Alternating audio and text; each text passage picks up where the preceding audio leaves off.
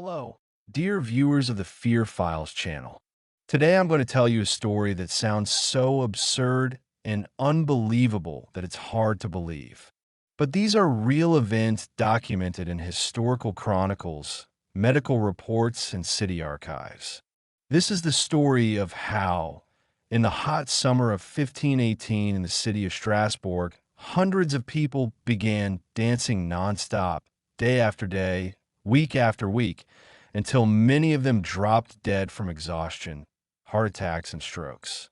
This is the story of the dance plague, one of the most mysterious and creepy phenomena in the history of mankind. It all started in July 1518 on a narrow street in Strasbourg, a major trading city in the Alsace region that belonged to the Holy Roman Empire at the time. One ordinary summer day, a woman named Frau Trophia went out into the street and began dancing. She danced all alone, without music, without reason, without explanation. Her movements were feverish, uncontrollable, almost convulsive. The neighbors watched with curiosity at first, then with concern. They thought that the woman was just crazy or intoxicated. But Frau Trophia did not stop. She danced for an hour, two, three. Day turned into evening, evening into night, and she kept moving. Her feet began to bleed. Her clothes were soaked with sweat, but she couldn't stop. It seemed as if some invisible force had taken over her body and forced her to move against her will. Witnesses described her face as distorted by agony and fear, but the dance did not stop. She danced all night long, and all the next day, and the next night. By the end of the first week, 34 more people had joined. It was not an organized event. People simply began to dance one after another, as if they were being captured by the same unknown force. Men, women, young and old, they all took to the streets and began their deadly dance. Some danced with wild, sweeping movements, others just swayed from side to side, but no one could stop. They screamed, cried, begged for help, but their legs continued to move in a ruthless rhythm.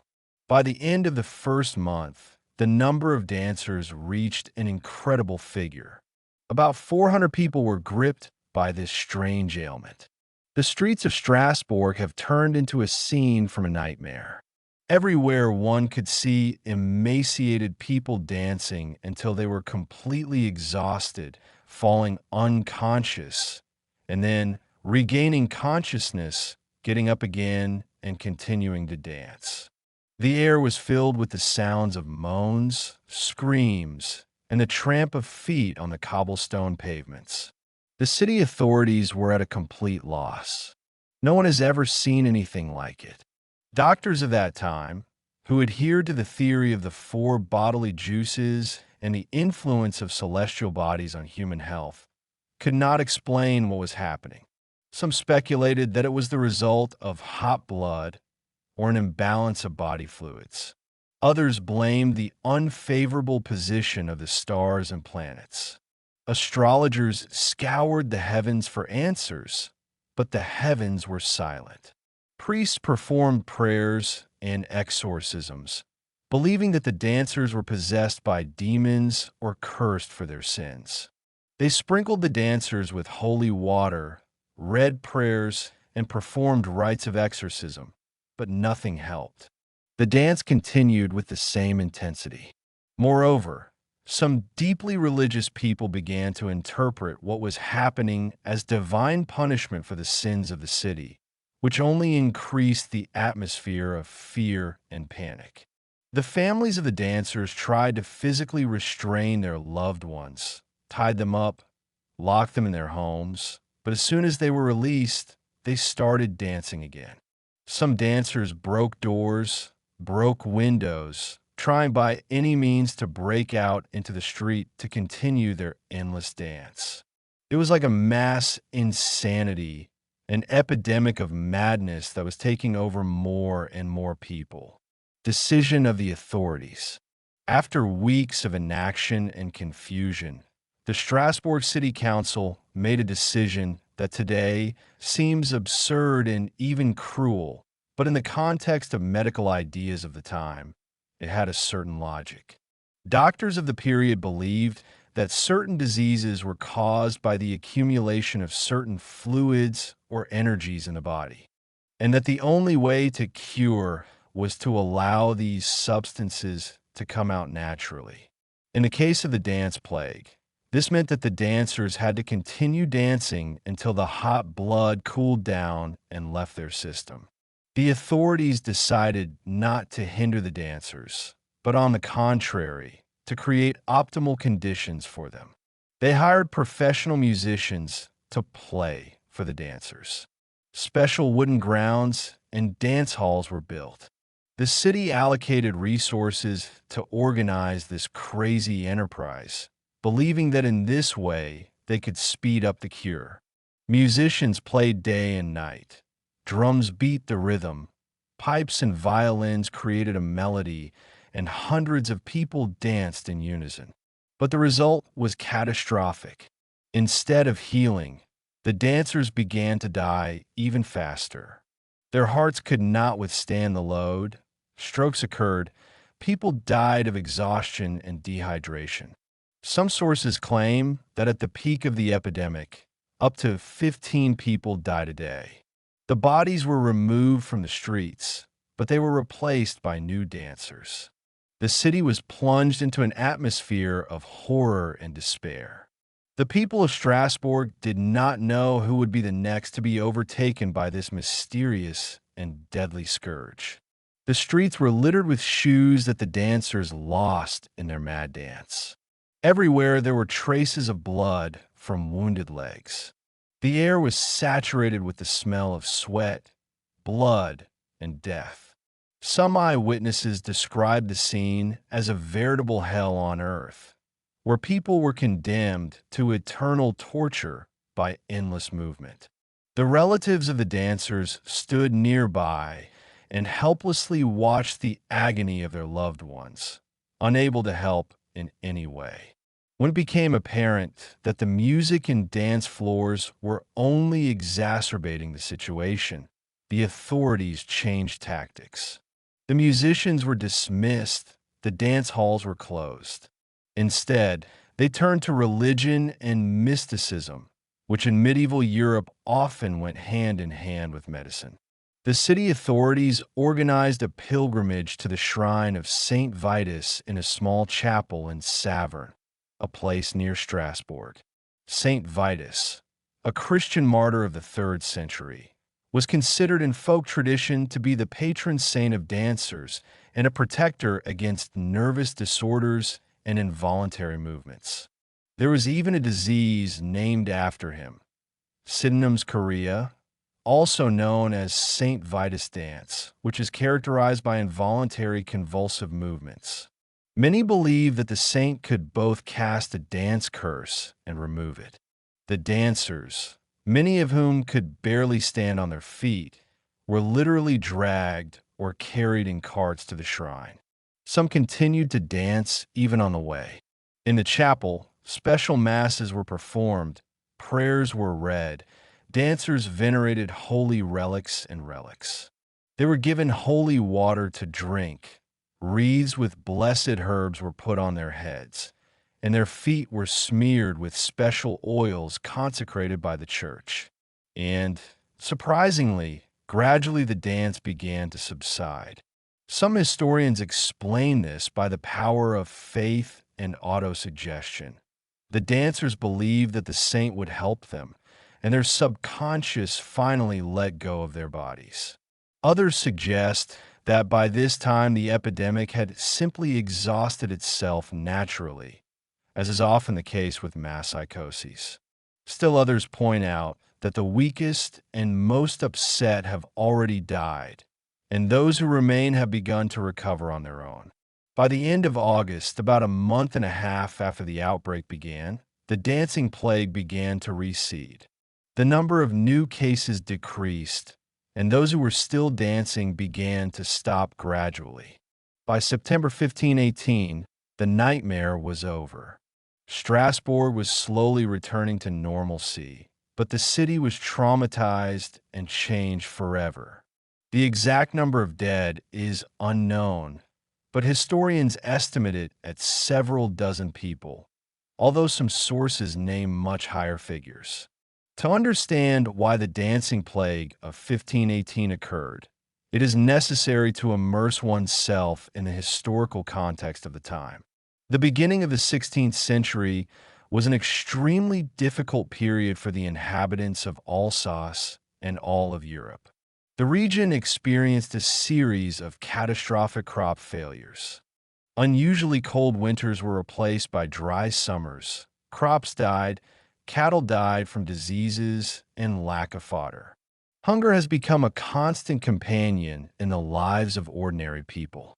In Strasbourg and the surrounding villages, people ate literally everything they could find. They ate grass, tree bark, plant roots. Grain prices skyrocketed, and many families simply could not afford to buy bread. Chronicles of the time describe horrific scenes. The bodies of people who died of starvation lay in the streets. Mothers could not feed their children. The elderly died alone in their homes. Diseases were added to hunger.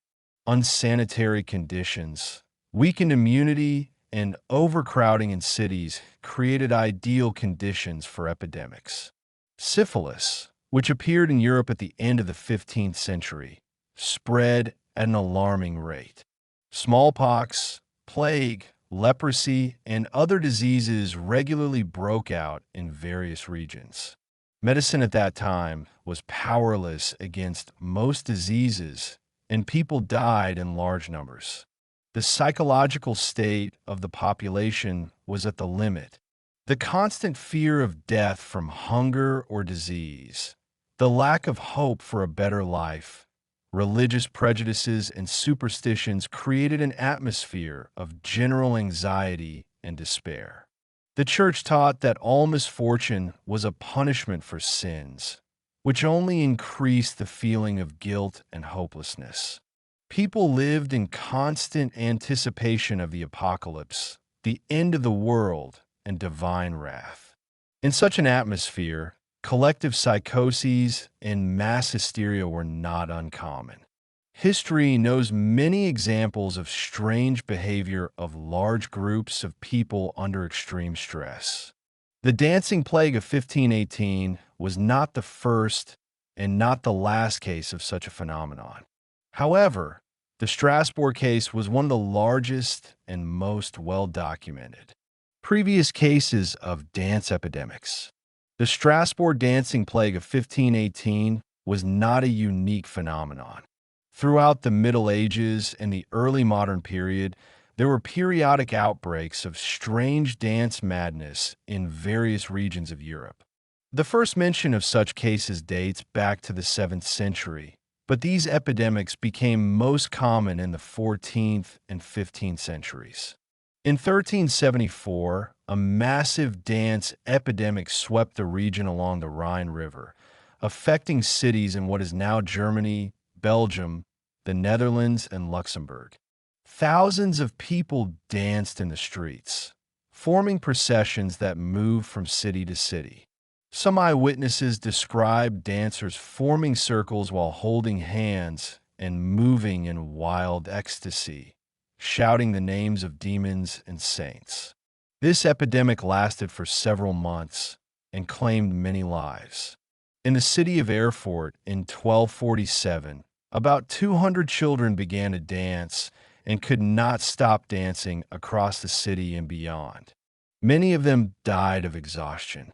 In Ulm, special houses were built in the 1500s for dancers, where they tried to treat them with isolation and prayers.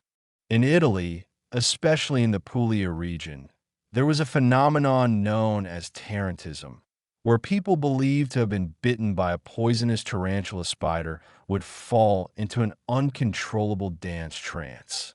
Interestingly, dance epidemics often coincided with periods of social crises, famines, wars, and epidemics of real diseases such as the plague. This reinforces the theory that dance madness was a form of collective psychosis caused by extreme stress and harsh living conditions. When reality became unbearable, the human psyche found an outlet in irrational behavior. Medical theories of the Middle Ages. 16th century physicians and scientists tried to explain the dancing plague within the framework of then existing medical knowledge.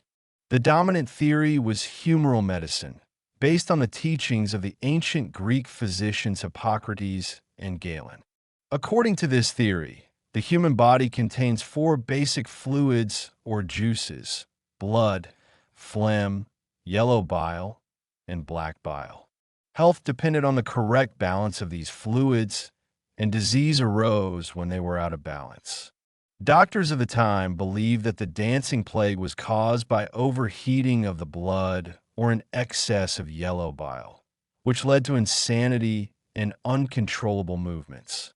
They recommended bloodletting to remove excess hot blood, cleansing treatments including emetics and laxatives, and diets aimed at cooling the body. Of course, these methods not only did not help, but often further weakened the already exhausted dancers. Astrology also played an important role in the medicine of the time.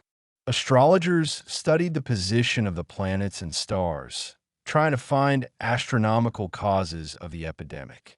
Some have linked the dancing plague to the unfavorable position of Saturn or other planets, which were thought to influence people's behavior and cause mass insanity. Treatment could include wearing amulets with astrological symbols or performing rituals during auspicious astronomical hours. The church offered its own explanation: demonic possession or divine punishment for sins. Exorcism was a standard procedure for treating various forms of insanity and unusual behavior. Priests read special prayers, sprinkled the sick with holy water, and forced them to wear holy relics. In some cases, harsher methods were used, including physical punishment, which was supposed to exorcise the devil from the possessed body. None of these methods were effective because the dancing plague was neither the result of an imbalance in bodily juices, nor the influence of planets, nor demonic possession. Modern science offers completely different explanations for this mysterious phenomenon, and we will return to them later. The dancing plague of 1518 left a deep mark on the history of Strasbourg and the surrounding region. After the end of the epidemic, the city authorities took a number of measures to prevent the recurrence of such a nightmare. Decrees were issued prohibiting public dancing and music in certain places. Authorities tightened control over public gatherings and entertainment events.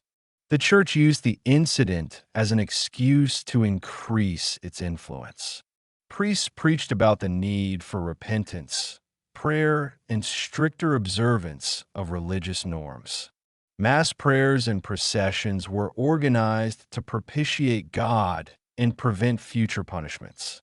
The cult of Saint Vitus received an additional impetus. His chapels became places of pilgrimage for those who were afraid of the dancing scourge. The economic impact was also significant. Many families have lost their breadwinners, which has exacerbated an already difficult economic situation. The city incurred significant costs for organizing dance floors, hiring musicians, and holding religious ceremonies. Trade and handicraft activities were disrupted, as many people either danced themselves, courted dancing relatives, or were simply afraid to go out into the streets. The psychological trauma remained with the survivors for many years. People who survived the dancing plague often suffered from post-traumatic stress disorder, although such a diagnosis certainly did not exist at the time. Many feared that madness would return and avoided any situations involving dancing or music. Some surviving dancers reported persistent nightmares, anxiety, and other psychological problems. One of the most valuable sources of information about the dance plague of 1518 is the records of the physician and chronicler Paracelsus, who, although he did not witness the events himself, carefully collected eyewitness accounts and medical reports of the time.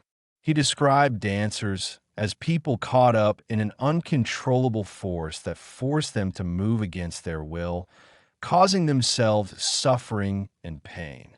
Another important source is the notes of the city secretary, Daniel Specklin, who chronicled the events in Strasbourg. He described how, at the peak of the epidemic, the streets of the city turned into a continuous dance floor where hundreds of people moved in a crazy rhythm. Specklin noted that many dancers screamed and cried, begging for help, but could not stop. He also recorded the decision of the authorities to hire musicians and set up dance halls, followed by their decision to close those halls and turn to religious treatments. City council documents have also been preserved, including government funding orders, death records, and medical reports from doctors. These documents confirm the scale of the tragedy and show how seriously the authorities took the situation. They also demonstrate the evolution of treatment approaches from medical methods to religious ones, reflecting despair and helplessness in the face of an incomprehensible phenomenon. Folk legends and songs passed down from generation to generation have also preserved the memory of the dance plague. In these stories, the event often took on mythological features, turning into a narrative of a curse imposed on the city for sins or of a devil's temptation. These legends, although not historically accurate, show what a deep impression the dance plague made on the collective consciousness of the people of that time. Modern theories, mass psychosis. Today, most scholars are inclined to believe that the dancing plague of 1518 was a form of mass psychogenic illness, also known as mass hysteria or collective psychosis. It is a phenomenon in which a group of people experience similar psychological or physical symptoms at the same time without any organic cause. Mass psychoses usually occur in conditions of severe stress, fear, or social tension. Psychologist John Waller of Michigan State University, who has studied the dancing plague extensively, suggests that it was a classic case of mass psychogenic illness triggered by extreme living conditions.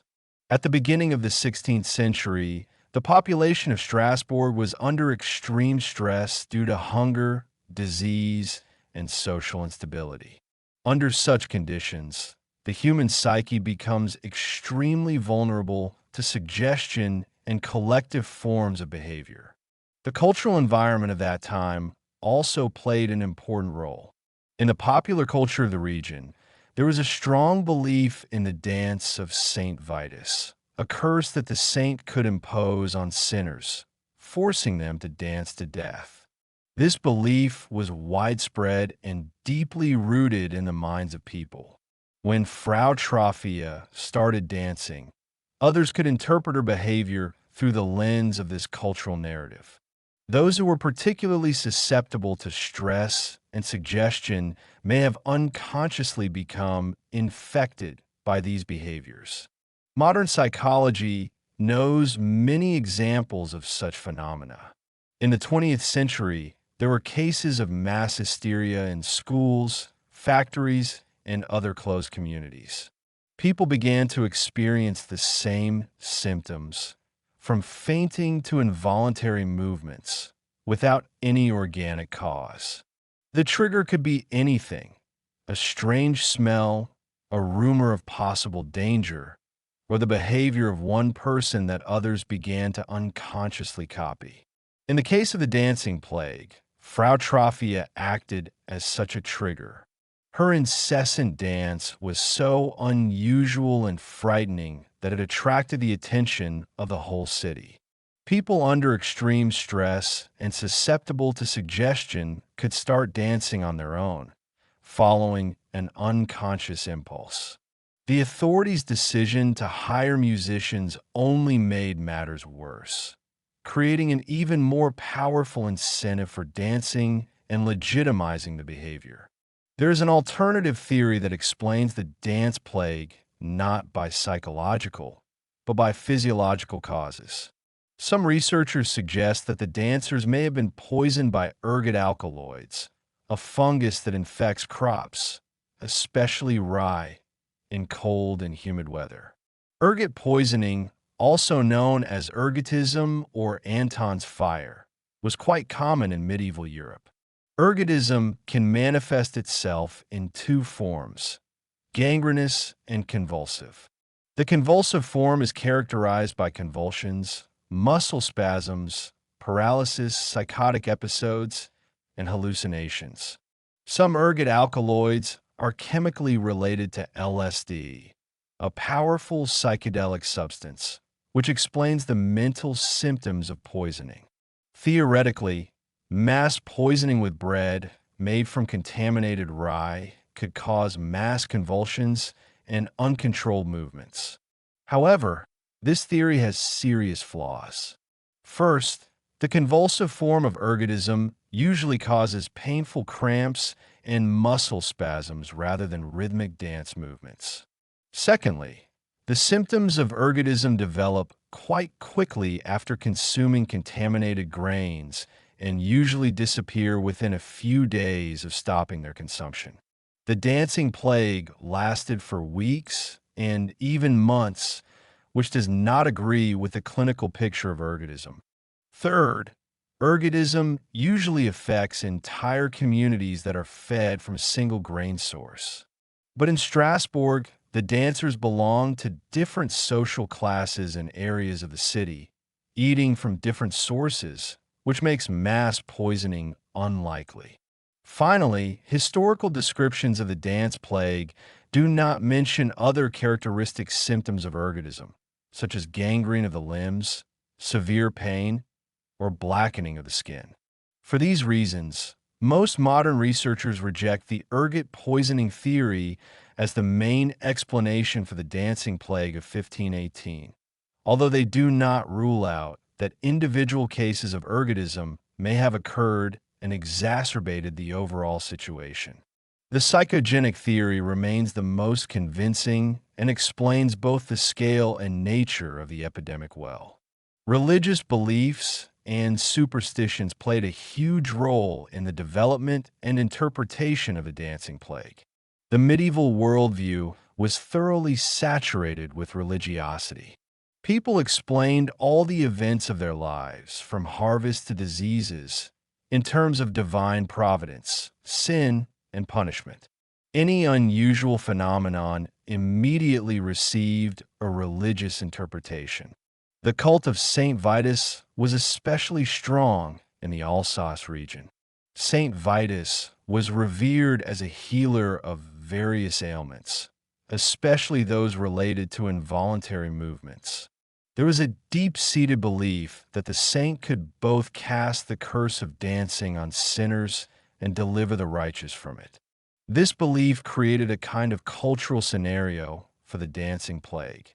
People knew that such a phenomenon was possible, that it was associated with sin and punishment, and that only a saint could help. Paradoxically, it was this belief that could have contributed to the spread of the epidemic. When people saw people dancing, they immediately remembered the curse of Saint Vitus. Those who felt particularly sinful or guilty may have unconsciously begun to experience the symptoms of the dancing plague as a form of self-punishment. Psychologists call this phenomenon the nocebo effect, a negative expectation that leads to real physical symptoms. The church, on the one hand, tried to help the dancers through prayers, exorcisms, and pilgrimages. On the other hand, church sermons on sin and punishment only increase the atmosphere of fear and guilt, which could provoke new cases of the dancing plague. It was a vicious cycle. Fear produced symptoms. Symptoms increased fear, which led to even more cases. Interestingly, after the end of the epidemic, the religious interpretation of events only strengthened. The cessation of dancing after the pilgrimage to the shrine of Saint Vitus was perceived as a miracle, as proof of the power of the saint and the need for a pious life. This strengthened religious power in the region and contributed to the spread of the cult of Saint Vitus. The dancing plague of 1518 is not the only case of mass hysteria in history. Over the centuries, mankind has repeatedly encountered similar phenomena that have taken a variety of forms. The study of these cases helps to better understand the mechanisms of the dancing plague and the nature of collective psychosis in general. In the 17th century, there was an epidemic of witch hunts in Europe and North America, which was very much a form of mass hysteria. Thousands of people, mostly women, were accused of witchcraft and executed on the basis of testimony given under torture or hallucinations of the accusers. The Salem witch trials in 1692 in Massachusetts are one of the most famous examples. A group of girls began to experience convulsions, visions, and strange behavior, which led to a wave of accusations of witchcraft and executions of innocent people. In the 20th century, there were many cases of mass hysteria in schools and workplaces. In 1962, in Tanzania, more than 1,000 schoolchildren were gripped by an epidemic of uncontrollable laughter that lasted several months and led to the closure of several schools. In 1983, at a factory in Singapore, hundreds of workers began to experience fainting, dizziness, and visions after one worker claimed to have seen a ghost. A more modern example is mass psychogenic diseases associated with technology and the media. In 2011 to 2012, in the city of Leroy in New York, a group of teenagers began to experience tics, seizures, and involuntary vocalizations. After extensive medical examinations, no organic cause was found, and the case was classified as a mass psychogenic illness. Media and social media coverage may have contributed to the spread of symptoms. All these cases have several things in common. They occur under conditions of social stress or tension. Symptoms spread through social interaction and observation. Medical examinations do not reveal an organic cause. Symptoms often correspond to the cultural expectations or fears of a given society. These characteristics are fully applicable to the dance plague of 1518, which confirms its nature as a mass psychogenic disease. Modern neuroscience offers interesting explanations for how mass psychoses like the dancing plague can occur. The human brain has an amazing ability to imitate and empathize thanks to the mirror neuron system. These specialized brain cells are activated both when performing an action and when watching someone else perform that action. It is mirror neurons that allow us to learn through observation and understand the emotions of other people. Under conditions of severe stress and emotional tension, the mirror neuron system can work at the limit. Watching someone experiencing a strong emotional state or performing an intense action can activate similar neural patterns in the observer's brain. Under normal conditions, the prefrontal cortex, the part of the brain responsible for rational thinking and self-control, suppresses these impulses. But under conditions of chronic stress, malnutrition, and exhaustion, the functions of the prefrontal cortex can be weakened. In addition, in the conditions of group interaction, the phenomenon of emotional contagion occurs. Emotions, especially strong emotions such as fear, panic, or ecstasy, can spread in a group at a significant rate. When we see someone in a state of intense emotional arousal, we unconsciously begin to experience similar emotions. Neurotransmitters such as adrenaline and cortisol are released in response to stress, increasing the emotional state and making the person even more susceptible to suggestion. In the case of the dance plague, the following scenario can be imagined. The first dancer, Frau Trophia, may have experienced a true psychotic disorder or was in a state of dissociation due to psychological trauma. Observers, already under severe stress, saw her dance incessantly and experience strong emotions: fear, horror, perhaps a strange fascination. In some, especially vulnerable ones, these emotions activated similar motor patterns through the mirror neuron system. As more people started dancing, social pressures and group dynamics intensified. In psychology, the effect of conformism is well known, the tendency of people to change their behavior under the influence of a group. In a situation of mass panic or hysteria, this effect is multiplied. People begin to question their perception of reality. If so many people dance, maybe it's right. Maybe I should dance too. Maybe I'm cursed too. Psychologists identify several key mechanisms that can explain the emergence and spread of mass psychogenic diseases. The first is the mechanism of suggestion and social modeling. People tend to copy the behavior of others, especially in situations of uncertainty.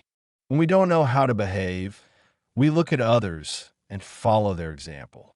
In medieval Strasbourg, where cultural narratives about the dance curse were widespread, watching dancers gave people a model of behavior. The second mechanism is dissociation.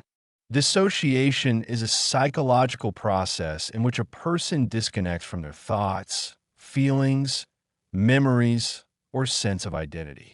It is a defense mechanism that is activated in response to unbearable stress or trauma. In a dissociative state, a person can perform complex actions without being fully aware of them. Dancers may have entered a dissociative state where their bodies moved automatically and their minds disconnected from what was happening. The third mechanism is somatization. Somatization is a process in which psychological distress manifests itself in the form of physical symptoms. People who experience unbearable emotional suffering often experience real physical pain, paralysis, tremors, or other symptoms for which there is no organic cause. In the case of the dance plague, continuous dancing could be a somatization of deep psychological despair and fear. The fourth mechanism is the role of expectations and cultural scenarios. It is well known in psychology that our expectations shape our experience. If a person deeply believes that they may be afflicted with the dancing curse, especially if they feel guilty or sinful, their brain may unconsciously create symptoms that match that expectation. This is not a simulation or deception.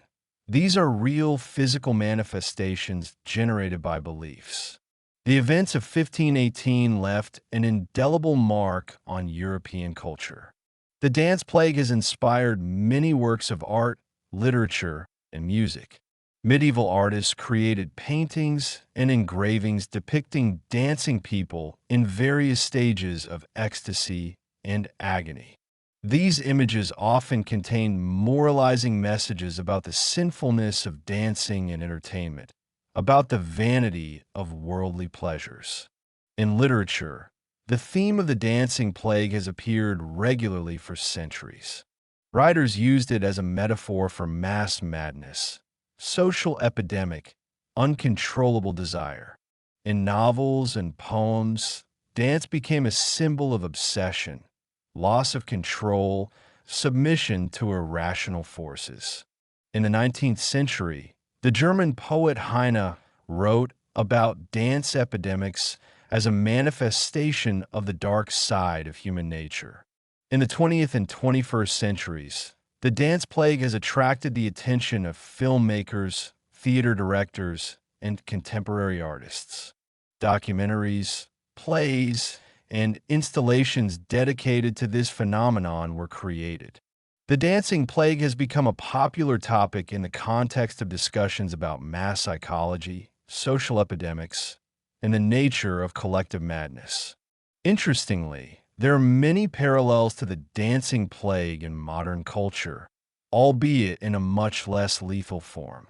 20th century dance marathons, when people danced nonstop for days or even weeks in the hope of winning a prize during the Great Depression, are reminiscent of the Strasbourg events, albeit voluntary. Modern rave cultures and hours-long dance sessions also sometimes take on an almost trance-like character.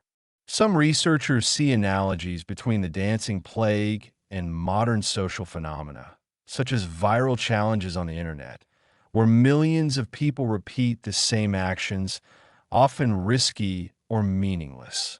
While the mechanisms of spread have changed, it's now social networks instead of direct surveillance. The basic principle of social contagion and imitation remains the same. What can the dance plague of 1518 teach us? Firstly, it demonstrates the incredible power of social influence and suggestion. Human behavior is much more susceptible to the influence of others than we usually recognize. In conditions of stress, uncertainty, and fear, we are especially vulnerable to collective behaviors, even if they are irrational and self-destructive. Second, the dance plague shows the importance of cultural context in shaping the psychological and physical manifestations of distress. The symptoms that people experience under extreme stress often reflect the cultural narratives and expectations of their society. In medieval Europe, it was a continuous dance. In other cultures and epochs, it could be visions, spirit possession, or modern forms of mass hysteria. Third, history reminds us of the dangers of false treatments based on a misunderstanding of the problem. The decision of the Strasbourg authorities to hire musicians and encourage dance instead of calming the dancers and providing them with rest only exacerbated the situation and led to more casualties. This is a lesson about the importance of a scientific approach to medicine and the dangers of actions based on guesswork and superstition. Fourth, the dance plague illustrates the deep connection between the body and the mind. Psychological distress can manifest as real, debilitating physical symptoms. This doesn't mean that the symptoms are not real or it's all in the head. They're absolutely real to those who experience them. But this means that effective treatment must take into account both the psychological and physical aspects of the condition. Finally, the story of the dancing plague is a reminder of the importance of social support, economic stability, and psychological well-being for public health. The epidemic did not emerge in a vacuum, but in the context of hunger, disease, poverty, and despair. Creating conditions for a decent life, ensuring food security, access to medical care, and psychological support are not only issues of well-being, but also the prevention of social disasters. Despite all the research and theories, the dance plague of 1518 continues to hold some mysteries. Why did such a large-scale outbreak occur this year and in Strasbourg? In other regions of Europe, living conditions were no less difficult, but dance epidemics of such a scale were not recorded. Was there something unique about Strasbourg's social or cultural situation that made it particularly vulnerable? Why did dance become a form of expression of collective psychosis? The cultural context and beliefs associated with Saint Vitus certainly played a role, but this does not fully explain the choice of dance as a form of manifestation of distress. In other cultures, mass psychoses took on completely different forms. What is it about human psychology or neuroscience that makes rhythmic movements particularly susceptible to this kind of collective phenomenon? There's also the question of the first dancer, Frau Trophy. What exactly happened to her? Did she suffer from some kind of individual mental disorder that then provoked a mass reaction? Or was she herself the first victim of a collective psychosis that had previously existed in a more latent form? Unfortunately, the historical record does not contain enough information about her personal history to answer these questions. Another mystery is, why did the dance epidemics eventually stop? After the 16th century, reports of such mass dance psychoses became less frequent and eventually disappeared altogether. Have cultural narratives changed to such an extent that this form of expression of collective distress has become impossible? Or did the improvement in living conditions in Europe in the following centuries simply eliminate the social conditions necessary for such epidemics to occur? The dancing plague of 1518 left an important mark on the history of medicine. It was one of the first well-documented cases of mass psychogenic illness that modern researchers can study and analyze. Medical records of the time, while based on erroneous theories, nevertheless provide valuable information about how the disease manifested, how it spread, and how people of the time tried to fight it. The study of the dance plague has helped modern medicine to better understand the nature of psychosomatic disorders and mass hysteria. It showed that the line between mental and physical health is much more blurred than previously thought. Psychological distress can cause very real physical symptoms that can be just as debilitating and dangerous as those of organic diseases. In modern psychiatry, there is a diagnosis of conversion disorder, in which psychological stress is transformed into neurological symptoms such as paralysis, blindness, or involuntary movements. The dancing plague can be seen as a historical example of mass conversion disorder. Understanding such phenomena is important for the proper diagnosis and treatment of patients who suffer from symptoms without an organic cause. In addition, the study of the dancing plague highlights the importance of social and cultural context in medicine. Doctors today increasingly recognize that effective treatment requires an understanding of not only the biological, but also the psychological, social, and cultural factors that affect a patient's health.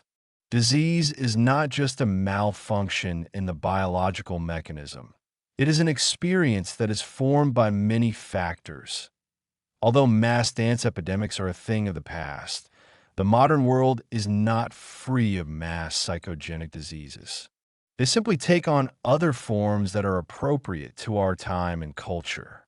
In recent decades, there have been many cases of mass hysteria associated with various factors, from alleged toxic pollution to fears of new technologies.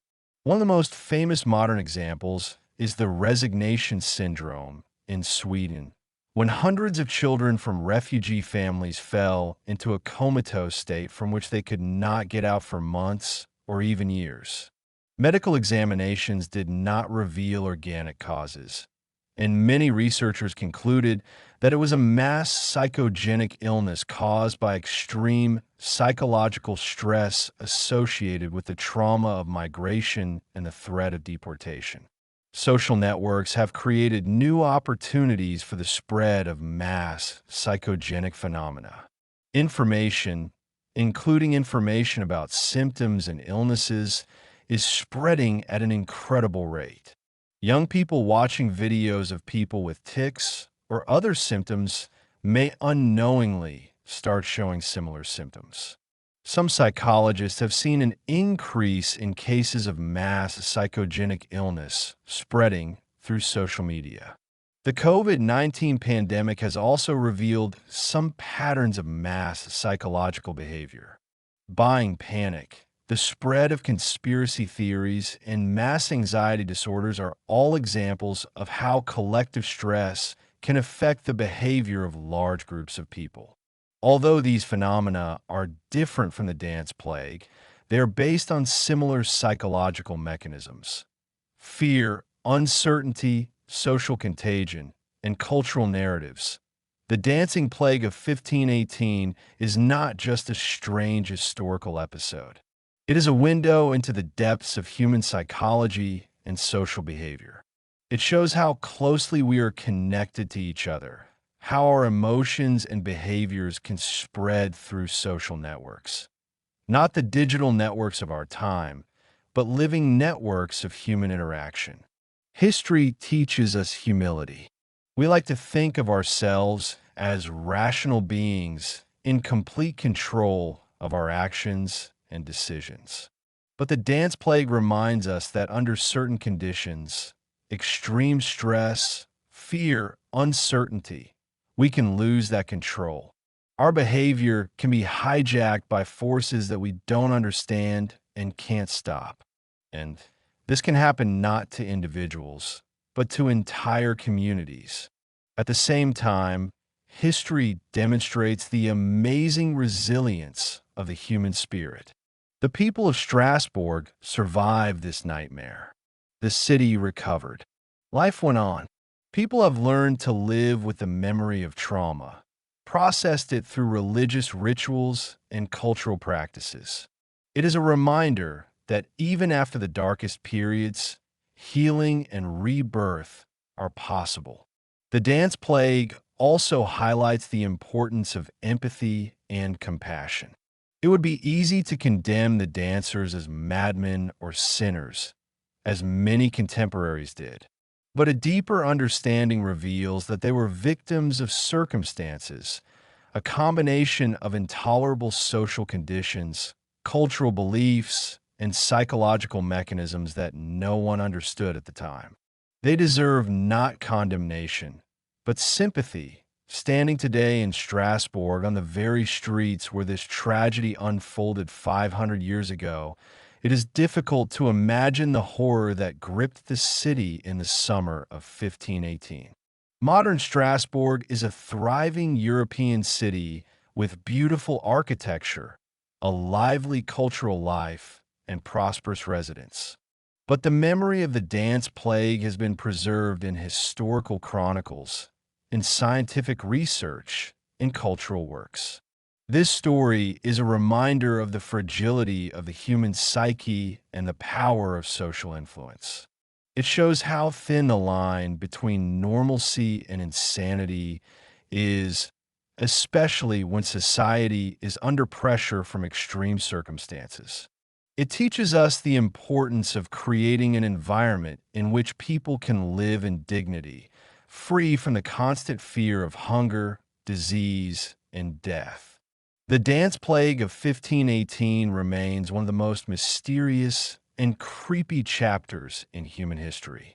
Despite all the research and theories, it continues to raise questions and surprise. How could it be that hundreds of people danced to death?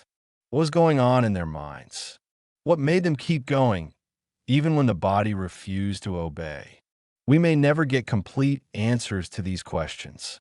Too much time has passed, too much evidence has been lost, and the human psyche remains largely a mystery even to modern science. But the very attempt to understand this phenomenon makes us wiser and more careful. It reminds us to be mindful of mental health, both individual and collective. In today's world, full of its own stresses and anxieties, the story of the dancing plague sounds like a warning. When people live in conditions of constant stress, economic instability, and social tensions, unpredictable consequences are possible. Mass psychoses can take many forms, but their roots remain the same: fear, despair, a sense of powerlessness in the face of uncontrollable forces. Thank you for being with us on this journey into the past, to one of the darkest and most mysterious moments in human history. The Dancing Plague of 1518 is a story that is both frightening and fascinating, terrifying and thought-provoking. It's a reminder that history is full of strange and inexplicable events that challenge our understanding of human nature. It was a story about pain and suffering, but also about how people tried to cope with an incomprehensible and frightening phenomenon, using all the means available to them, from medicine to religion. This is a story about how society reacts to crisis, how decisions are made in the face of uncertainty, and how the consequences of these decisions can be catastrophic. But it's also a story about human endurance and the ability to survive even in the most unlikely circumstances. Strasbourg has survived the dancing plague as it has survived the real plague, wars, famines, and other disasters throughout its long history.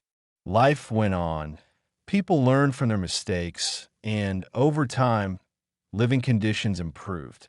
Today, we can look at the events of 1518 with an understanding that our contemporaries did not have. We know about mass psychogenic diseases, about the impact of stress on the psyche, about social contagion and cultural narratives. But even with this knowledge, the dancing plague retains its mystical aura, its place among the strangest and most inexplicable phenomena in history. Remember this story. Remember the hundreds of people who danced in the streets of Strasbourg, unable to stop, begging for help that never came on time. Remember those who died in this endless dance, their families, the city gripped by terror.